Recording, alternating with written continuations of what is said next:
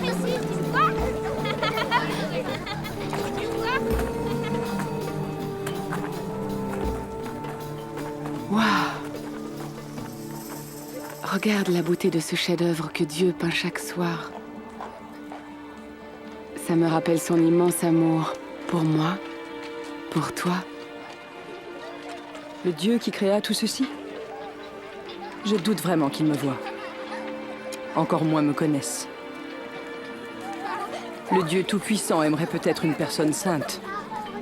Mais sûrement pas moi. Rivka, si seulement tu avais pu être là les 3 ans où il nous a enseigné. Le maître Jésus? Saphira, Pourrais-tu nous parler de lui, Marie-Madeleine? Oui, raconte-nous ton histoire. Bien, d'accord. entrez.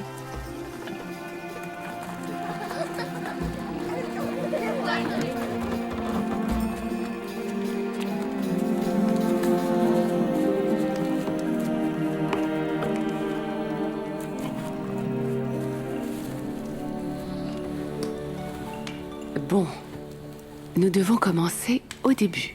Quand tu as rencontré Jésus? Non. Pour comprendre l'histoire de Jésus, nous devons recommencer tout au début. Comme nous l'enseignent les Saintes Écritures. Au commencement, Dieu créa la terre, les plantes, les animaux, les oiseaux et les créatures de la mer.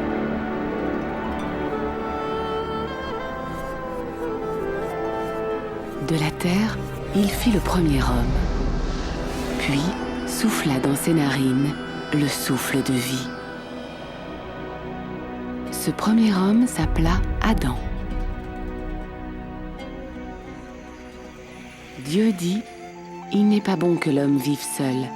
Je lui ferai une compagne semblable à lui. »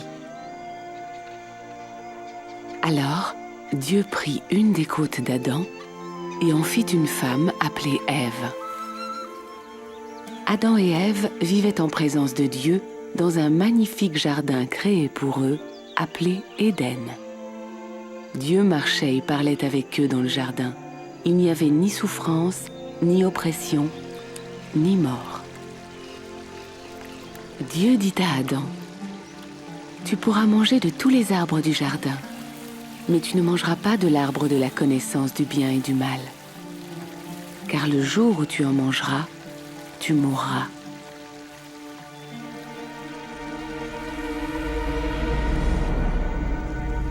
Mais un jour, Satan tenta Ève. Elle prit le fruit, en mangea et en donna aussi à son mari qui était auprès d'elle. Et il en mangea.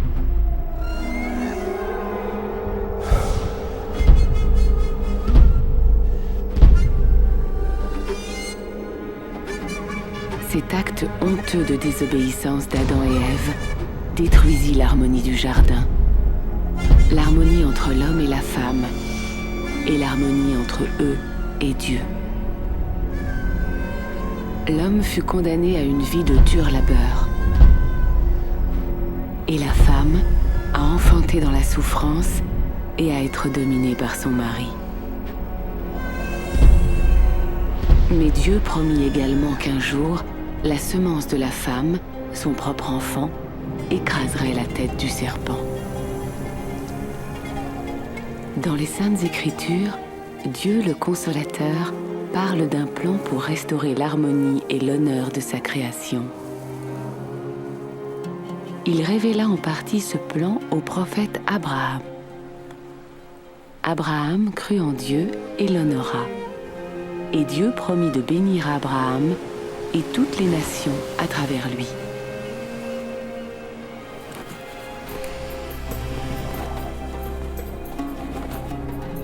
Un jour, Dieu testa Abraham. Il lui dit de prendre son fils et de le sacrifier.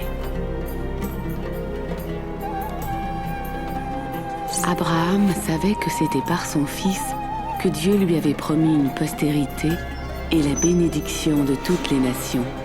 Mais il crut Dieu et lui obéit. Dieu appela. « Abraham,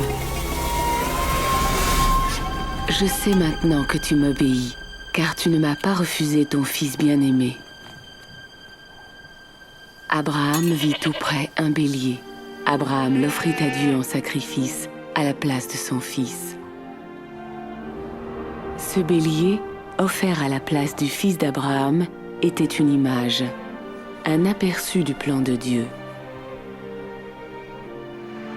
Ce plan détruirait la malédiction du péché et de la mort, rétablissant sa relation intime avec l'homme et la femme.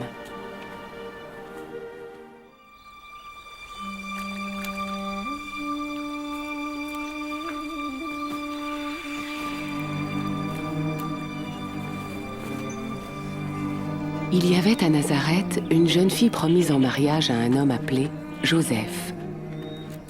Elle s'appelait Marie.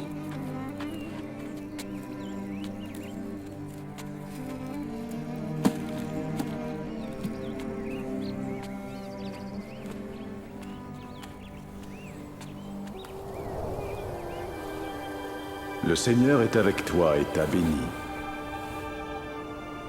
N'aie pas peur, Marie. Dieu t'a fait grâce. Tu seras enceinte et tu donneras naissance à un fils que tu appelleras Jésus.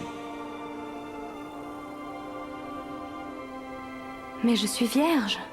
Comment est-ce possible? Le Saint-Esprit viendra sur toi, et la puissance de Dieu te couvrira de son ombre. L'enfant que tu porteras sera grand et appelé Fils du Très-Haut. Même Élisabeth, ta parente, attend un enfant malgré son âge avancé, et celle qu'on appelait stérile en est à son 6e mois. Car rien n'est impossible avec Dieu.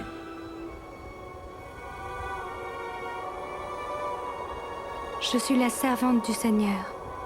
Qu'il en soit fait comme tu me l'as dit.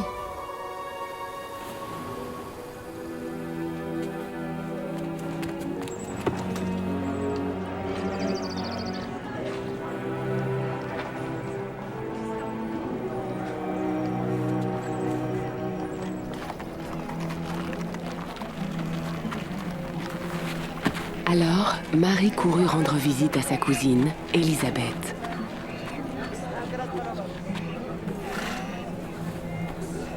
Élisabeth! Marie? Cousine Marie?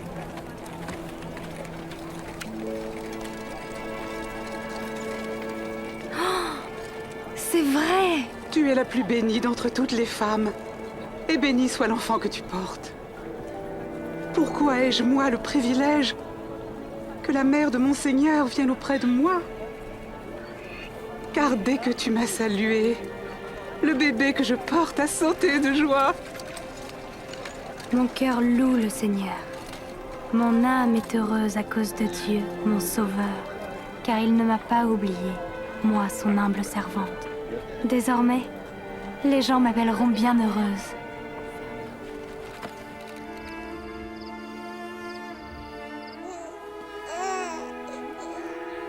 Jésus naquit à Bethléem, là où l'on gardait les animaux, car il n'y avait pas de place pour Marie et Joseph à l'auberge. Et une multitude d'anges proclamèrent sa naissance.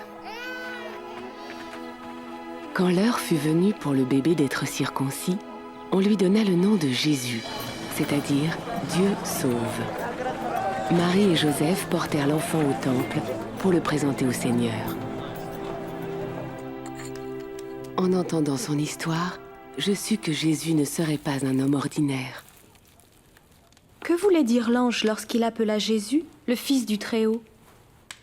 Sûrement pas que Dieu avait des relations avec une femme. Non. Rappelle-toi, Marie était vierge. La conception de Jésus était un véritable miracle du Saint-Esprit. Dieu est capable de tout faire.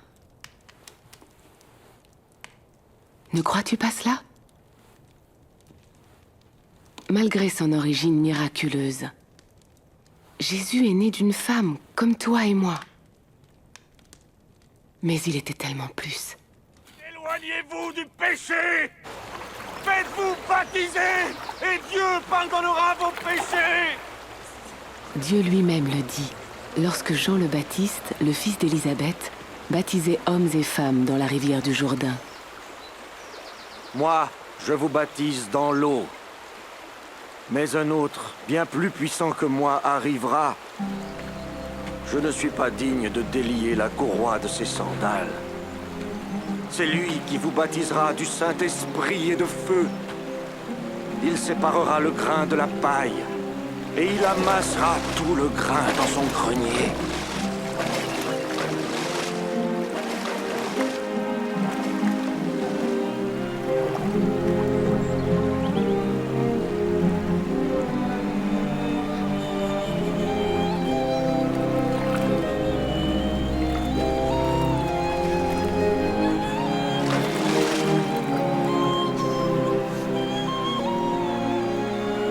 Et l'Esprit Saint descendit sur Jésus sous la forme d'une colombe.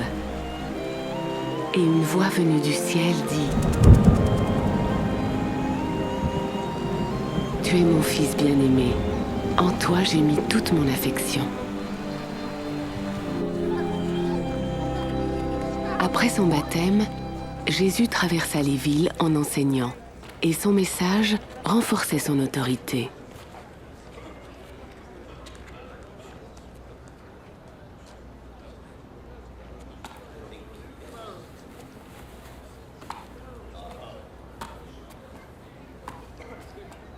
N'est-ce pas le fils de Marie? Si, c'est lui. Silence.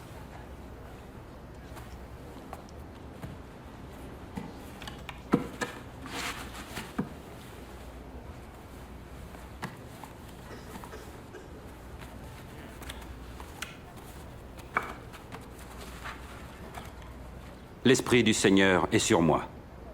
Il m'a choisi pour annoncer la bonne nouvelle aux pauvres. Il m'envoie proclamer la délivrance aux captifs, le recouvrement de la vue aux aveugles, pour donner la liberté aux opprimés et proclamer l'année de grâce accordée par le Seigneur. Il parle bien.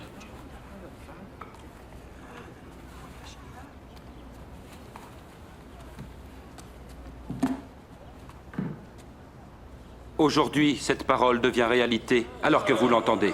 La parole s'accomplit. Mais il n'y a que le Messie qui puisse la réaliser. Comment le savoir? Ces paroles en firent s'interroger plus d'un. Guéris-toi toi-même. Et par ces miracles, beaucoup crurent.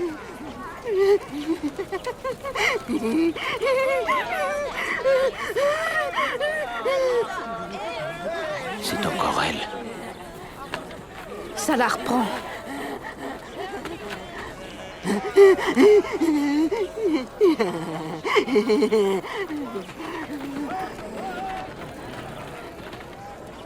Qui est-ce? C'est ce maître de Nazareth. Jésus. Bonjour. Bonjour. Va-t'en, tu n'es pas la bienvenue ici.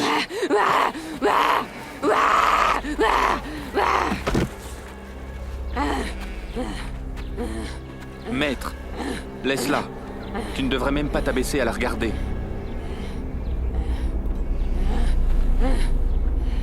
Marie.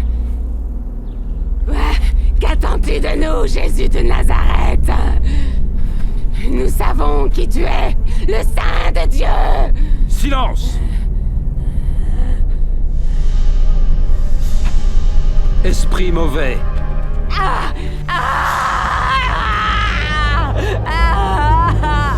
Sortez de cette femme.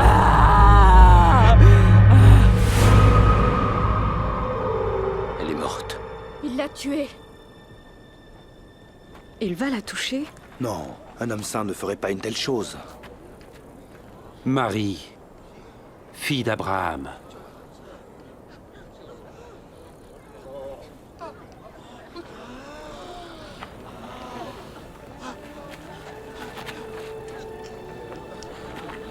Elle va bien.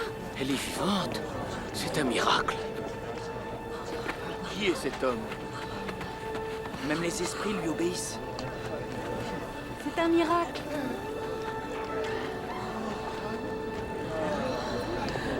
Comment est-ce possible?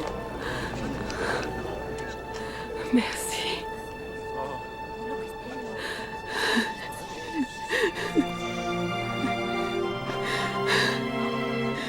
Merci.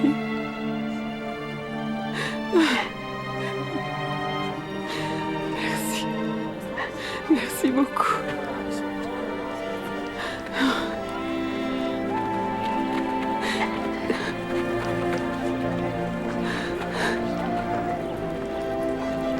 À partir de ce jour, j'ai voulu le suivre.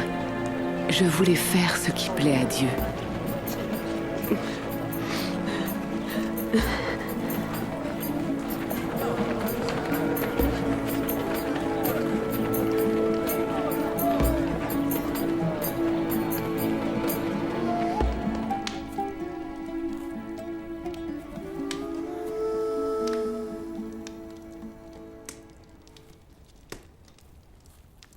J'ai vécu longtemps dans la honte. Mais Jésus m'a rendu mon honneur. Sa puissance a chassé ces esprits mauvais. Saphira! Dina, tu as vu ces miracles et tu l'as entendu enseigner. Oui. Alors tu sais pourquoi j'ai tout quitté pour le suivre. Et je n'étais pas la seule. Nous avions faim, physiquement et spirituellement. Et nous avions besoin qu'on nous montre la voie vers Dieu. Après des années de déception et de lutte, peu d'entre nous espéraient encore. Mais Jésus semblait amener l'espoir sur son passage.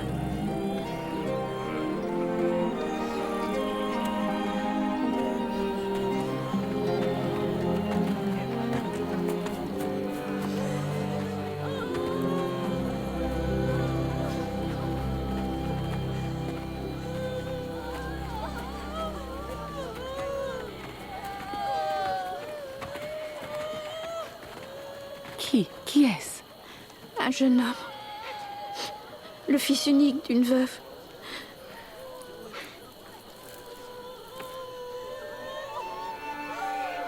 Jeune homme, lève-toi.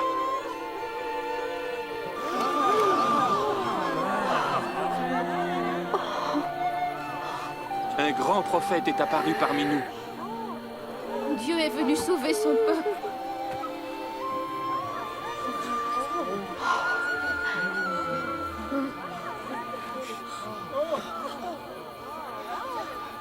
Si vous aimez seulement ceux qui vous aiment, quelle reconnaissance en attendre? Même les pécheurs aiment ceux qui les aiment. Et si vous ne faites du bien qu'à ceux qui vous en font, quelle reconnaissance vous en a-t-on?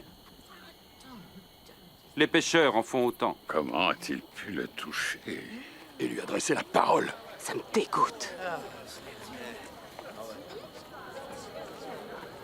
Non.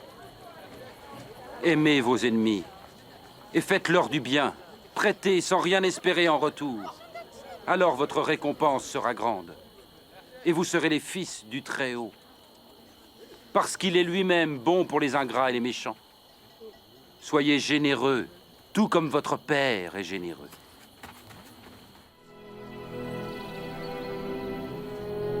Jésus enseignait que Dieu traite même les pires pécheurs non comme des ennemis à détruire, mais comme des brebis perdues qu'il veut sauver et ramener dans son troupeau.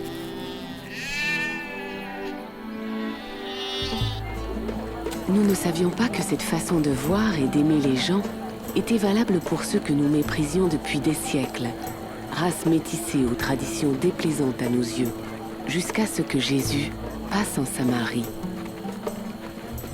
Qui est cette femme méprisée par tous? Elle est samaritaine. N'est-ce pas suffisant? Bien. Allons acheter à manger. Ne faisons pas attendre le maître.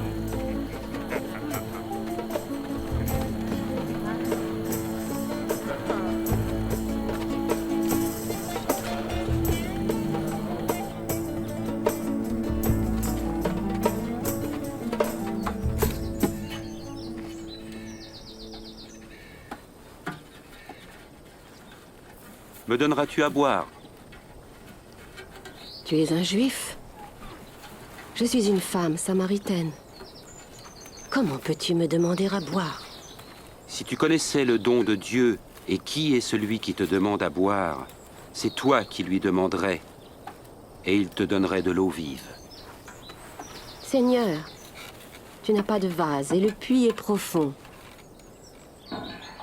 trouverais-tu cette eau? C'est notre ancêtre Jacob qui nous a donné ce puits.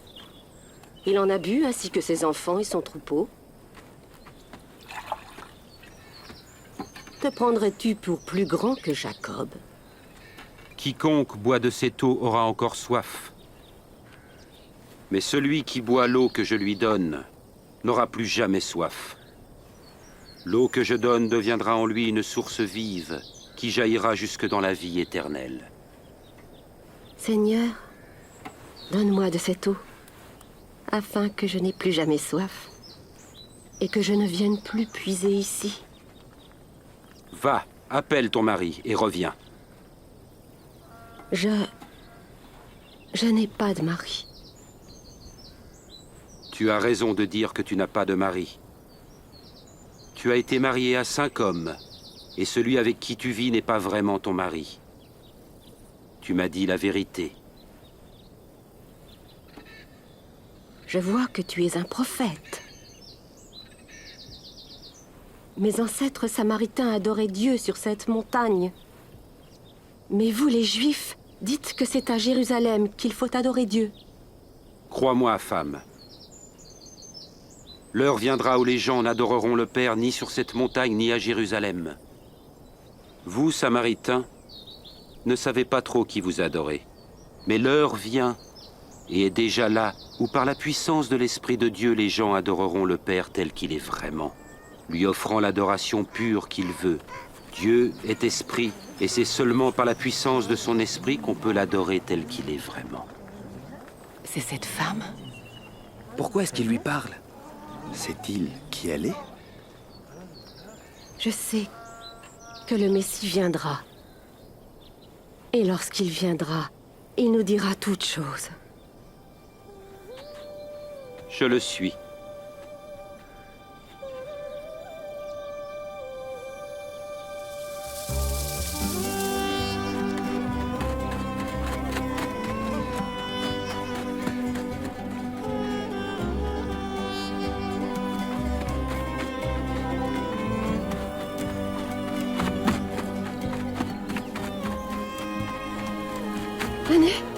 Venez voir l'homme qui m'a dit vraiment tout ce que j'avais fait.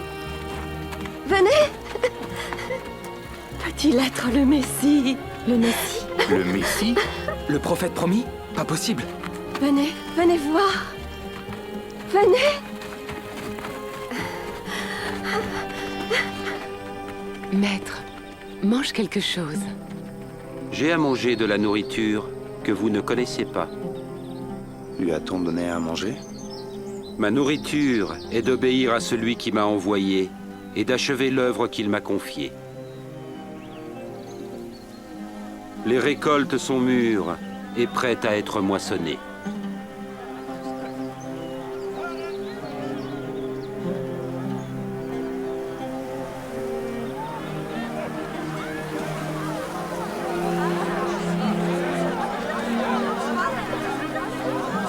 Regardez tout ce qui arrive. La bonne nouvelle est aussi pour les Samaritains?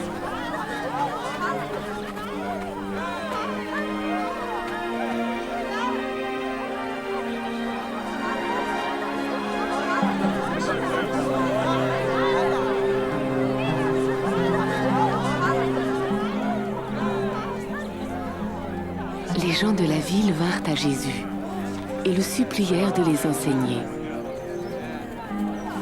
Nous restâmes 2 jours, et de nombreux Samaritains crurent en lui. Qui d'entre vous peut, à force d'inquiétude, prolonger tant soit peu sa vie? Si donc vous êtes sans pouvoir même pour si peu, pourquoi vous mettre en souci du reste? Observez ces lys et comment ils croissent. Ils ne filent ni ne tissent. Et pourtant Salomon lui-même, dans toute sa gloire, n'a jamais été vêtu comme l'un d'eux. Si Dieu revêt ainsi l'herbe des champs qui demain sera jetée dans le feu, il fera donc bien plus pour vous, aux gens de peu de foi. Fais grandir notre foi. Si votre foi était grosse comme une graine de moutarde, vous pourriez dire à l'arbre qui est là, déracine-toi et va te planter dans la mer, et il vous obéirait.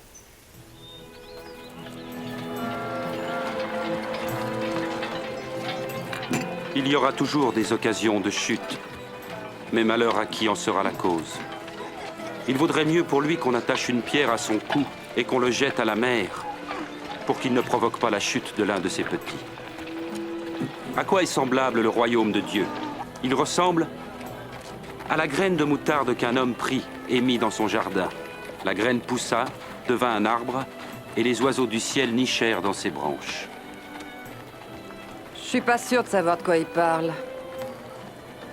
Comment peux-tu manger et boire avec ces collecteurs d'impôts et ces pêcheurs? Pêcheur. Les bien portants n'ont pas besoin de docteur. Seuls les malades l'attendent. Je n'appelle pas ceux qu'on dit respectables à se repentir, mais les pécheurs.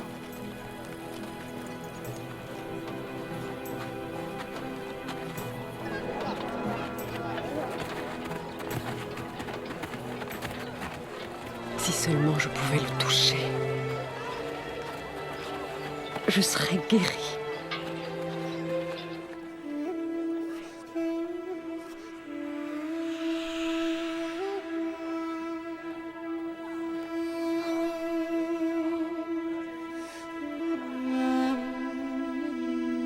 Qui m'a touché? Quelqu'un m'a touché. Car je sais qu'une force est sortie de moi.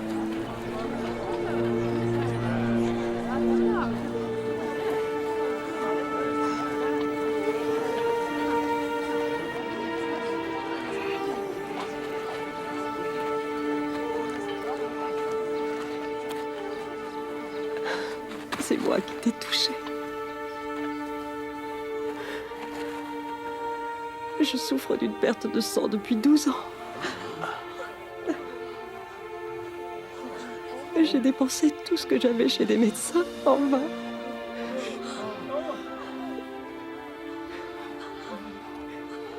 Et quand mes doigts ont touché ton vêtement, j'ai été guérie.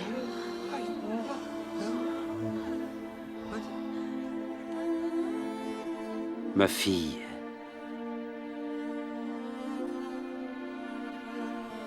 Ta foi t'a sauvée.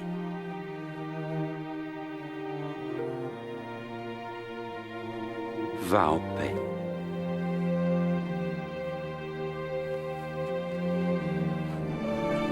Merci.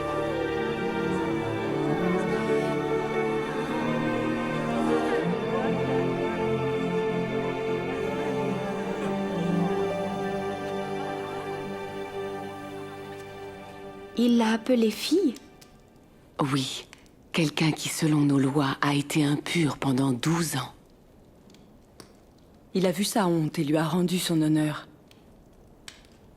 Je ne sais pas ce qui guérit le plus, la puissance de Jésus ou sa compassion. N'ayez pas peur, petit troupeau, car votre Père a trouvé bon de vous donner le royaume. Vendez ce que vous possédez et distribuez-en le produit aux pauvres. Constituez-vous dans les cieux un trésor inaltérable et qui ne s'épuisera pas. Aucun voleur ne pourra l'atteindre et aucune mythe l'entamer. Car là où est votre trésor, là aussi sera votre cœur.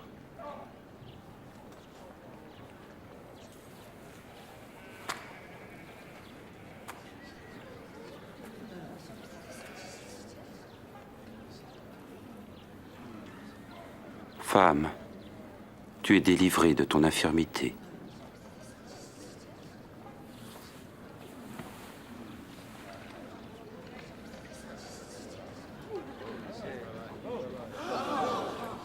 Regardez, elle est guérie.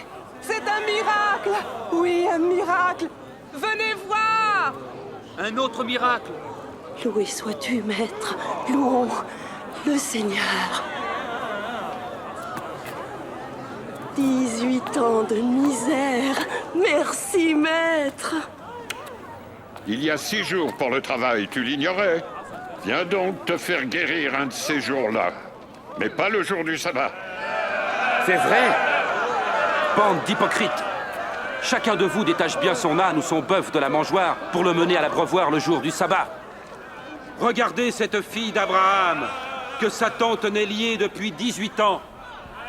Ne fallait-il pas la délivrer en ce jour du sabbat?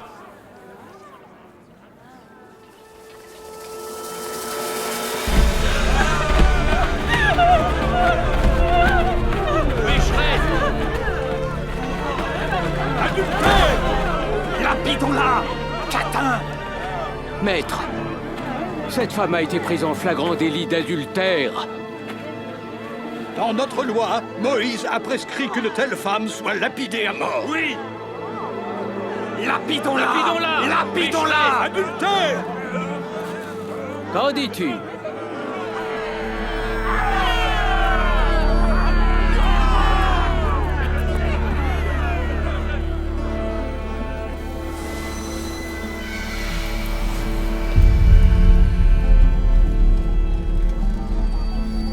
Maître, nous avons le témoignage de 2 personnes.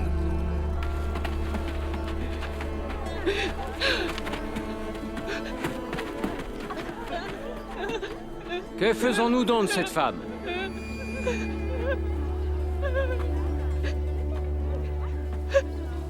Que celui d'entre vous qui est sans péché lui jette la première pierre.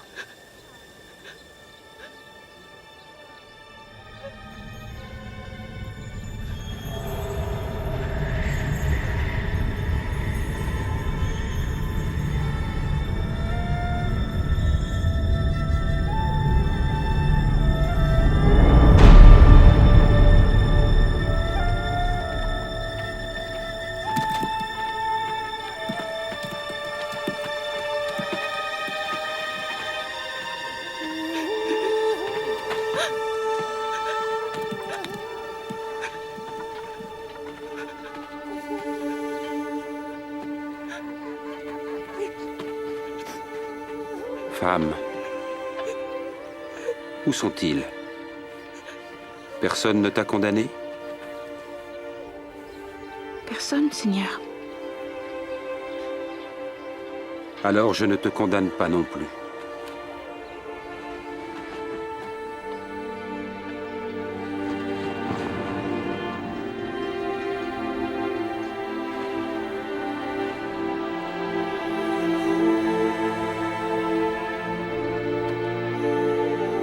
Va maintenant, et ne pêche plus.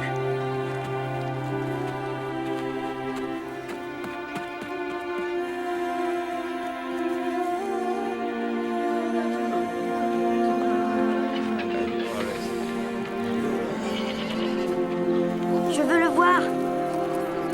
Monte sur mes épaules. Là, tu le vois? Ah oui, je vois Jésus. Il défie la loi. Un jour, un homme sortit pour semer. Brisons le sabbat.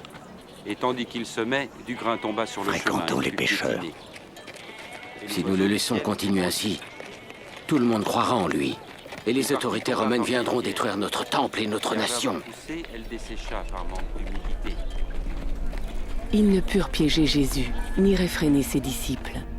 Mais ils jurèrent de l'empêcher de se prétendre le Messie. Et ils trouvèrent un volontaire pour le trahir.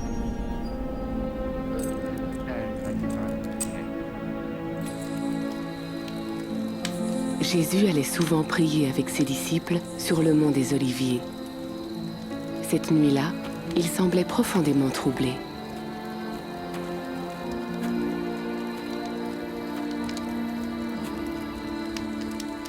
Pourquoi dormez-vous? Levez-vous et priez pour ne pas céder à la tentation.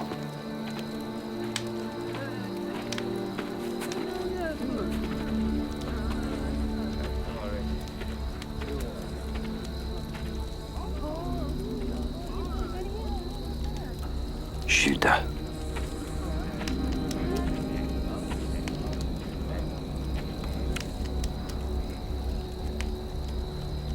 C'est par un baiser que tu trahis le Fils de l'homme. Maître, nous avons nos épées. Allez, arrêtons-le. Assez, ça suffit.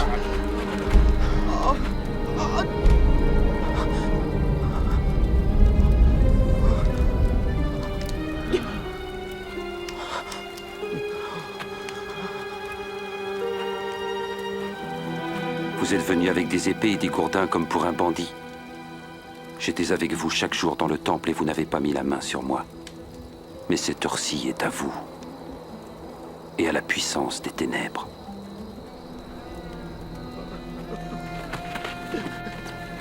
Arrêtez-le!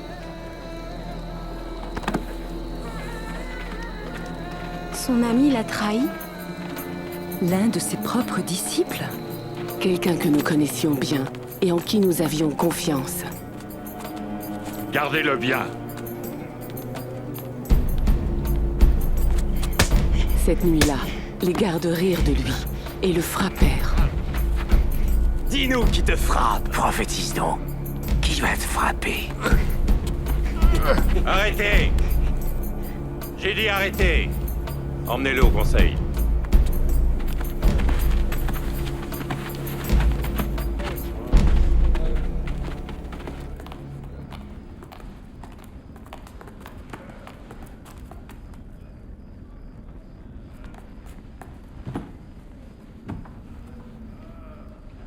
Dis-nous, serais-tu le Messie? Si je vous le dis, vous ne me croirez pas. Et si je vous pose la question, vous n'y répondrez pas.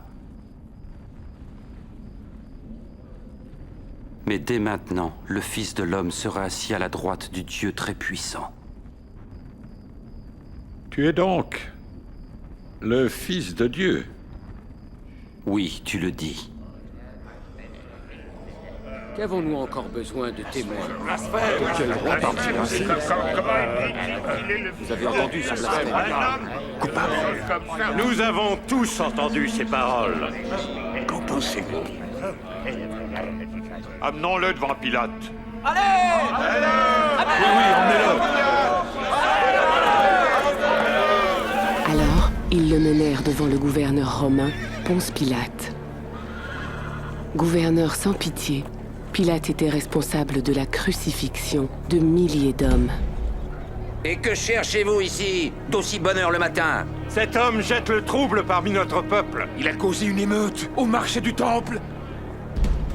Il est coupable. Il conseille de ne pas payer d'impôts à l'empereur. Et il prétend être le Messie, un roi. Un roi? Serais-tu le roi des Juifs? Tu le dis. Nous n'avons de roi que l'empereur. Selon notre loi, il doit mourir parce qu'il s'est fait fils de Dieu.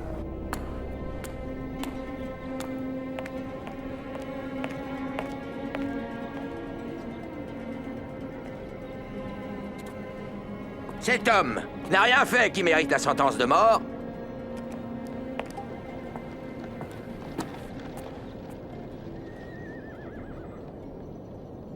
Je vais le faire fouetter et le relâcher. Si tu le relâches, tu n'es pas ami de César.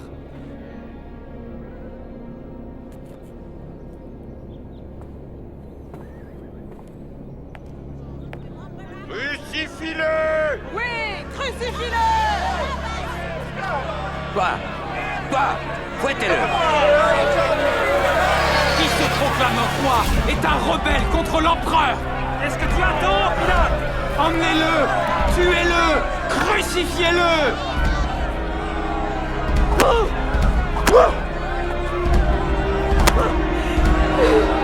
Il n'a rien fait de mal.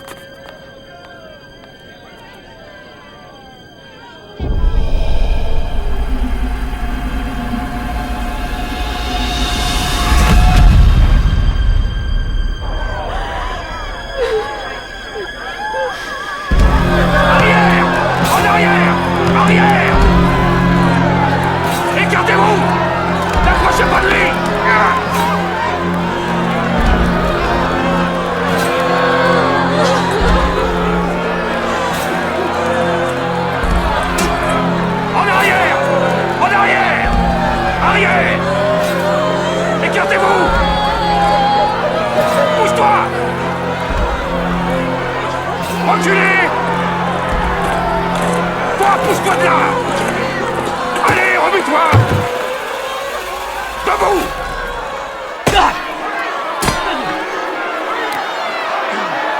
Toi, porte-la! Allez, avance! Arrière! Arrière!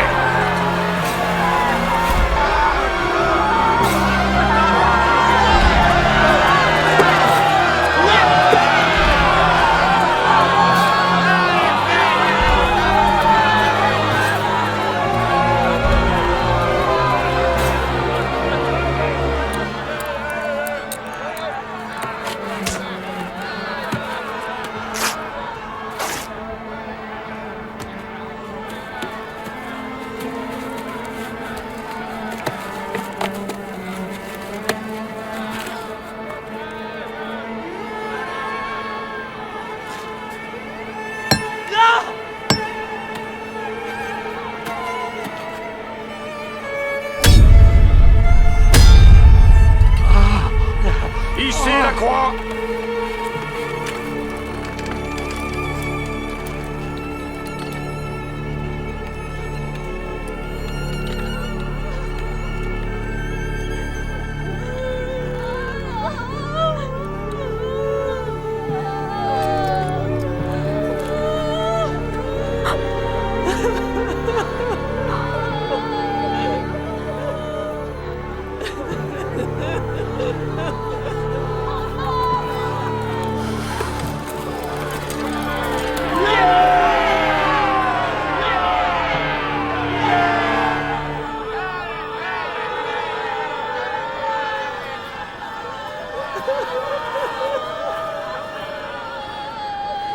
Mon Père, pardonne-leur, car ils ne savent pas ce qu'ils font. N'es-tu pas le Messie? Sauve-toi et sauve-nous. Ne crains-tu pas Dieu? Il reçoit la même sentence que toi. Or, lui n'a rien fait de mal. Souviens-toi de moi, Jésus, quand tu reviendras comme roi. Je te le promets. Aujourd'hui, tu seras au paradis avec moi.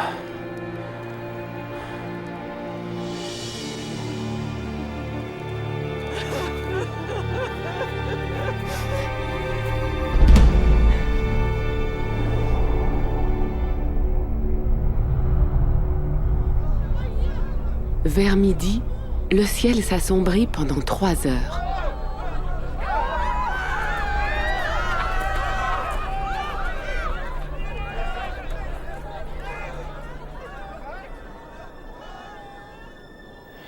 Père,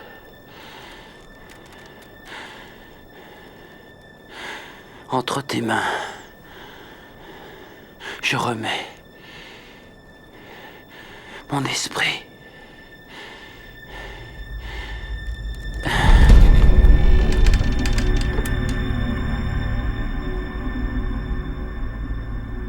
Certainement, cet homme était juste.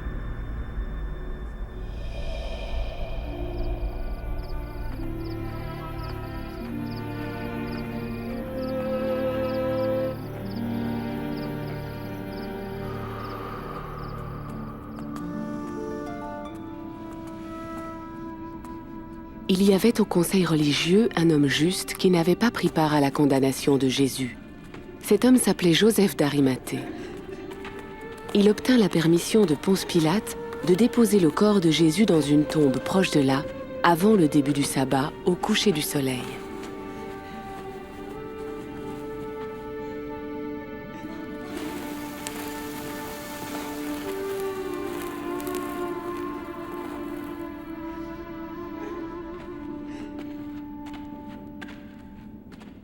Excuse-nous, nous suivons le corps de notre Seigneur. Vous êtes les bienvenus. Mais venez, le sabbat approche.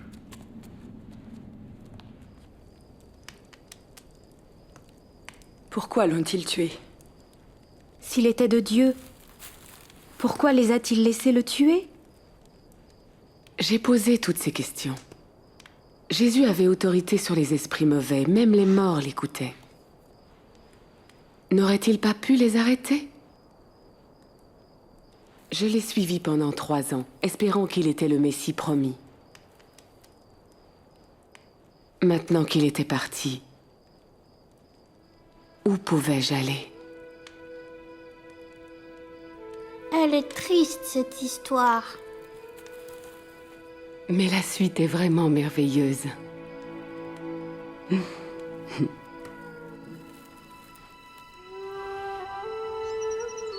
Tôt le dimanche matin, le 3e jour après que Jésus ait été crucifié, nous sommes retournés à la tombe avec les épices préparées pour oindre son corps. La pierre a été roulée.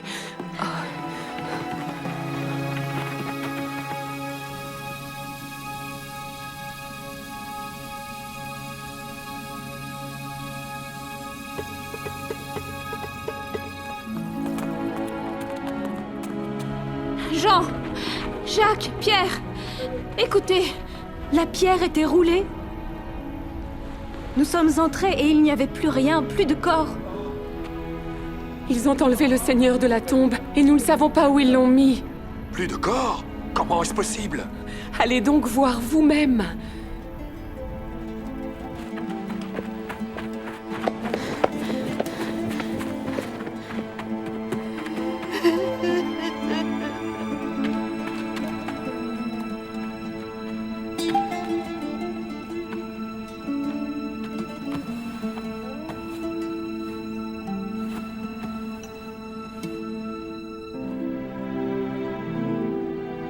Après avoir examiné la tombe, Pierre est retourné vers les autres disciples. Mais je suis restée dehors, m'interrogeant et pleurant. Les soldats l'ont sûrement pris. Ou les chefs religieux. Ils ont tué notre seul espoir. Ils auraient au moins pu nous laisser son corps.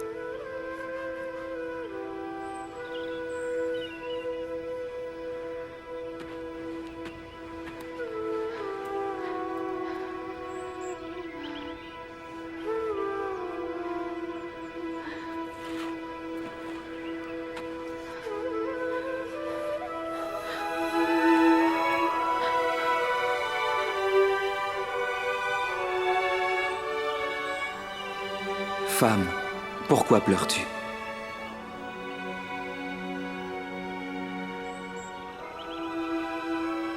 Ils ont enlevé mon Seigneur. Et je ne sais pas où ils l'ont mis. Femme! Pourquoi pleures-tu? Qui est-ce que tu cherches? Seigneur, si c'est toi qui l'as emporté, dis-moi où tu l'as mis, et j'irai le chercher. Marie. Maître! Ne me touche pas, car je ne suis pas encore retourné vers mon Père. Tu es vivant, Seigneur. Va apporter cette nouvelle à mes frères. Tu ne nous as pas abandonnés. Dieu ne nous a pas oubliés. Dis-leur. J'ai vu le Seigneur. J'ai vu le Messie. Il était vivant? Oui. Comment? La mort ne pouvait le garder. Alors pourquoi devait-il mourir? Pour vaincre la mort. Oh, je ne compris pas ce jour-là. Mais par la suite, Jésus nous apparut plusieurs fois.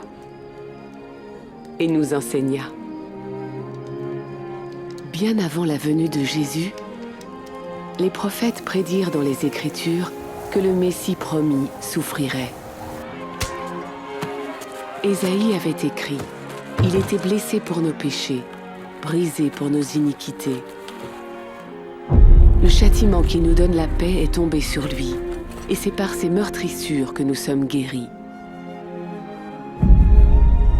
Le prophète Moïse déclara « Quiconque est pendu à un arbre est maudit de Dieu ». Quand Jésus mourut sur la croix, il prit sur lui notre malédiction, la mienne, du péché et de la mort.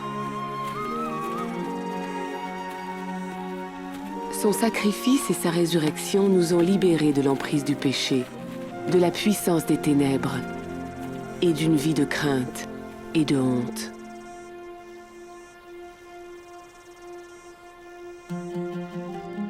C'est la bénédiction que Dieu avait promise à Abraham lorsqu'il déclara que tous les peuples de la terre seraient bénis par lui.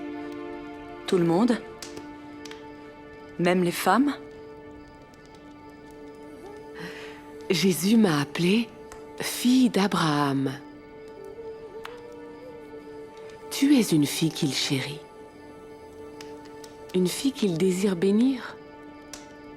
Tout comme la femme guérie après 12 ans de perte de sang. Ou comme moi. Personne n'est obligé de vivre dans la crainte ou la honte. Plus besoin de nous sentir insignifiantes ou ignorées. Jésus a dit de lui-même « L'Esprit du Seigneur est sur moi.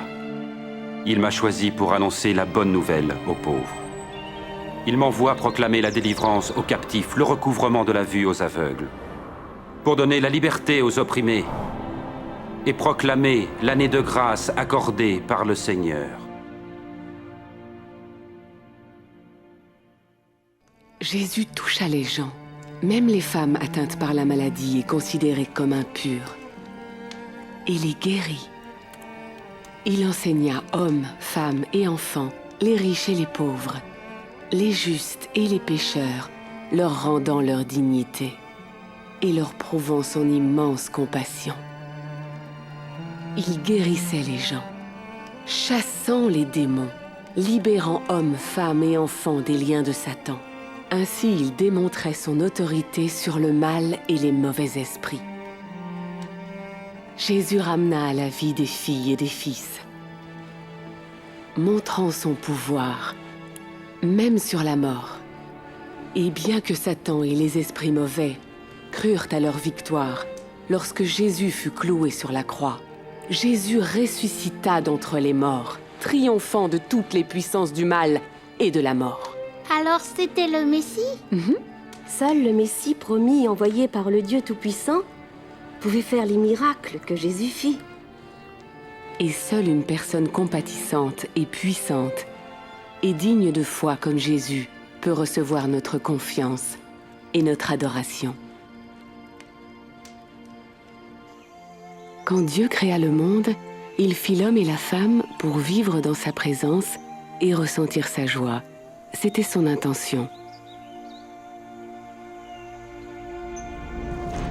Mais nous ne l'avons pas cru et lui avons désobéi.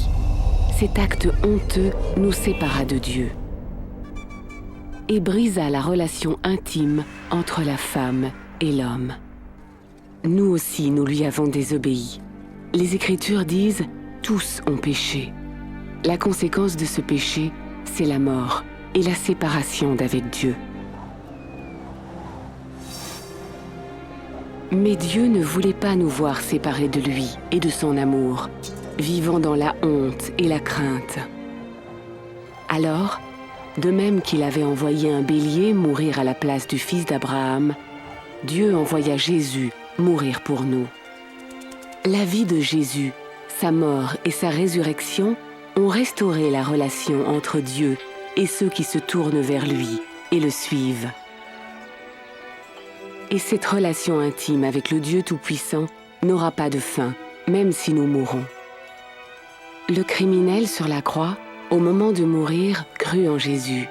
Et Jésus lui promit « Aujourd'hui tu seras avec moi dans le paradis ».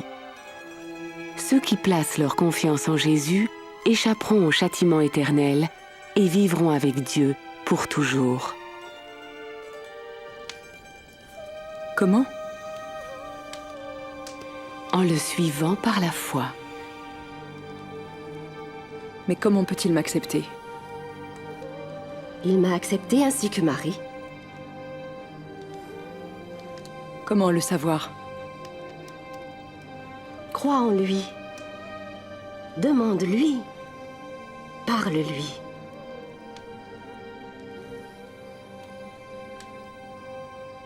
Dieu, mon Père dans les cieux, tu es saint et juste. Merci car tu m'aimes. J'ai péché contre toi. Merci d'avoir envoyé le Messie promis, Jésus. Chasser la honte et la culpabilité. Merci car il est mort à ma place. Je veux suivre mon Sauveur vivant. Merci de me pardonner et de m'accepter.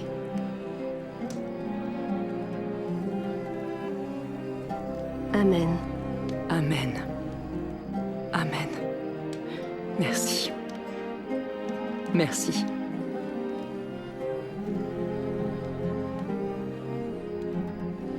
Jésus dit, mes brebis entendent ma voix. Je les connais et elles me suivent. Il te connaît, Rivka. Et il t'aime. C'est le début d'une relation éternelle qui grandit. Plus nous le connaissons et lui faisons confiance. Nous grandissons en obéissant à sa parole. En le priant par la foi. Et en étant avec ceux qui le suivent. Et nous parlons de lui aux autres, gardant en tête ce que Jésus a dit. Que Dieu vous bénisse et vous garde. J'ai reçu les pleins pouvoirs dans le ciel et sur la terre. Allez donc dans le monde entier, faites des disciples parmi tous les peuples. Baptisez-les au nom du Père, du Fils et du Saint-Esprit. Apprenez-leur à obéir à tout ce que je vous ai prescrit. Et je suis moi-même avec vous chaque jour jusqu'à la fin du monde.